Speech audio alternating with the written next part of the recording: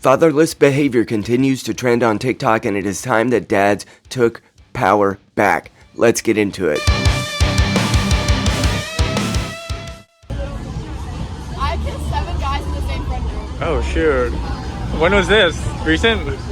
Okay. Here's a brief pitch. I started this channel to try to promote a future where dads are honored again. If you can get behind that, please like, share, subscribe. I'd love to earn it.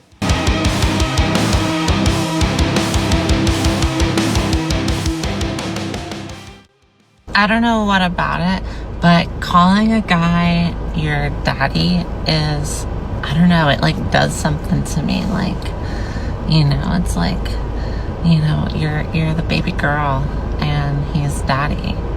And something about that dynamic is just so hot. I just want to give you a little bit of background. I am a father of 4. 3 of my children are girls, and they're all below the age of adolescence, truthfully, and that has me big concerned about the ways that a lot of our fatherlessness and fatherless behavior is becoming not just a talking point, but also that it is trending, it is popular, it is seen as good and in some way attractive to try to display yourself as a young lady and display the ways that you have broken relationships with men as something honorable.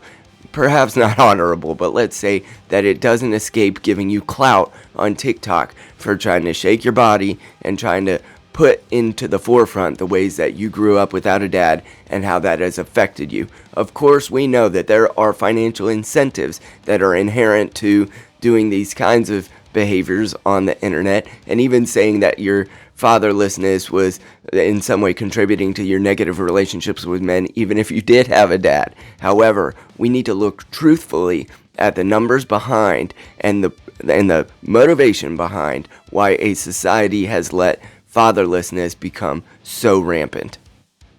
I really am jealous of the girls that got the daddy issues, where it's like you're just really into older men and you love when men take care of you. Instead, I just got the ones where you like have no self-esteem whatsoever and just can't actually be vulnerable with anyone ever. If you grow up without a father in the home, you are more likely to go to prison than you are to graduate from college. Now, this is probably much more oriented toward boys and men because they, of course, are the ones who are more likely to get thrown in prison. However, it is true that there are so many outcomes that are worsening when men or women grow up in a single parent home, especially when it is a single mother home. The great irony to this is that if those same children grow up in a single parent household where the father is the primary caregiver, the outcomes seem to be much better. But we in our court system and in other systems continue to give primacy to women when it comes to these custody battles, and it would be great if places like the Institute for Boys and Men by Richard Reeves got a little bit more public attention so that we can begin to retake some of these systemic issues that have put fathers in the back seat. Want to know what actually damages your children? Removing their father. And hold on, because I have numbers to prove it. The majority of the prison population comes from fatherless homes. It's not a small percentage, it's the majority. Most people behind bars grew up without a father in the home. Now here's the part that everybody should drill into their heads. A child raised by their father alone has the same statistical chance of staying out of prison as a child raised by both parents. A dad alone has the same outcome as a mom and a dad together. Listen to that again and think about what you've been telling yourself. Girls without fathers in the home have lower self-esteem. They're also far more likely to become victims of abuse and way more likely to end up with men who hurt them because nobody showed them what a safe man looks like up close. That was his job, and he was removed. In doing research for this video, I had to siphon through at least an hour worth of terrible behavior on TikTok. But what is concerning to me is the systemic ways that fathers have been declined and deflected in the ways that they pursue custody is something that has become obvious to me. As a therapist of more than 13 years, I've seen countless men that cannot access their children because simply the woman in the relationship didn't want them to. and having nothing to do with their own conduct. Of course, there are things that are said about them that make it, deflected and declined that they're able to see their children. However, a lot of those things become apparently untrue, and that does not necessarily make a difference in the custody pursuit. However, the part that we can fight, and the way that I am attempting to fight it on this channel, is not through the systems. It's not through these administrative bureaucracies. It is through the attention of the masses. It is time for us to begin to refute and rebuke a lot of these fatherlessness trends, not through the system again, but through the ways that we can begin to uplift and support young women who have integrity and honor in the way they present themselves online, as well as continuing to use appropriate levels of societal marginalization, let's say, to the people who strut their business online and say their fatherlessness online in a way that is gross for themselves and dishonoring to the men who put their eyeballs on them.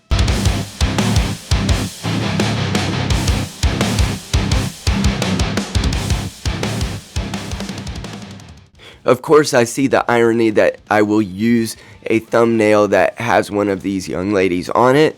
I, of course, see the irony that it is, in some ways, the way to sell this video is that young women who are doing these fatherlessness trends are, something that it catches people's attention. I'm aware of that.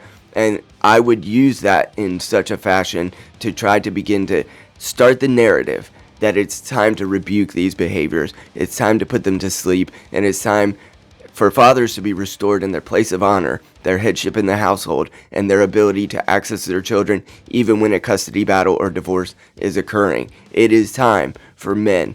And listen, if we had united, if we were unified as a force through legislative action, advocacy, activism, there is a good chance, because the numbers back us up. The numbers for children that are raised in single-parent households where the father is the primary parent, they are apparently better. And so if we activate ourselves and become a unified force, it is possible that we can do this together, that we can regain some place of headship together, some patriarchy together. However, we must stop putting our eyeballs on these fatherless behaviors and in any way giving them our time and attention, because that feeds into the incentive structures that will continue to have these young ladies shaking their fatherlessness online. If you're a girl with daddy issues, I found a cure. Just develop a relationship with your father. It's real simple.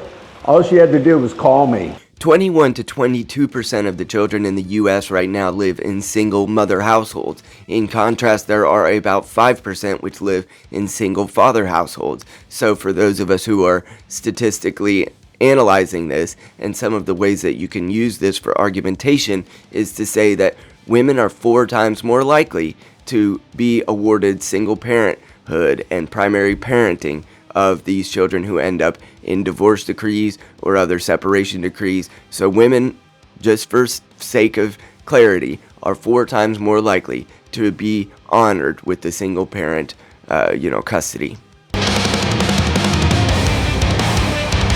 Kids who grow up in single mother households are 5 times more likely to live below the poverty line. And that is especially true when there is no spouse present. So there's no male figure in the household at all. They're 5 times more likely to live below poverty lines. Get ready with me while we talk about daddy issues. When I was 12 years old, my dad cheated on my mom with his stepsister. 90% of homeless and runaway children, 63% of youth suicide, 85% of kids with behavioral disorders, 80% of rapists, 71% of high school dropouts, 70% of youths in state institutions, and over 80% of prison inmates come from single mother homes. If you strip this channel down to its bare bones, this is part of the biggest motivation that I had for creating this. In 2020, I saw the way the winds were blowing. I saw a group and a society that no longer had courage. And I thought to myself, what if the trends continue in this direction? What if society continues in this direction and I will be sitting in an apologetic situation staring at my children in the face when they're adults and say that I did nothing about the way that I saw the winds blowing, which was towards total fecklessness, not just lacking courage in young men, but, having a debaucherous society where young women are promoted when they display these behaviors that are trending on TikTok. So, in its essence, I created this channel to try to promote a future where fathers were reinstituted as heads of household, where they were given a fair opportunity, a just and equitable opportunity to be present in the lives of their children, and to try to promote a future where faith, fatherhood, and freedom were all abundantly available. So, if you can get behind that or support that at all, I would love to bring you more of the psychological, statistical analysis of what happens when dads aren't present. But there are good organizations like the Institute for Boys and Men, again, along with many others where that statistical analysis is being done. What we can do is begin to clip these important facts along with the displays of the fatherless behavior that we see online, and we can begin to present the argument that would change the hearts and minds of the viewer, that would change the audience, and that they would begin to seek that fair and equitable chance for men to yet again be heads of household. If you can get behind that, I would love to earn your support. Like, share, subscribe. I'll talk to you soon.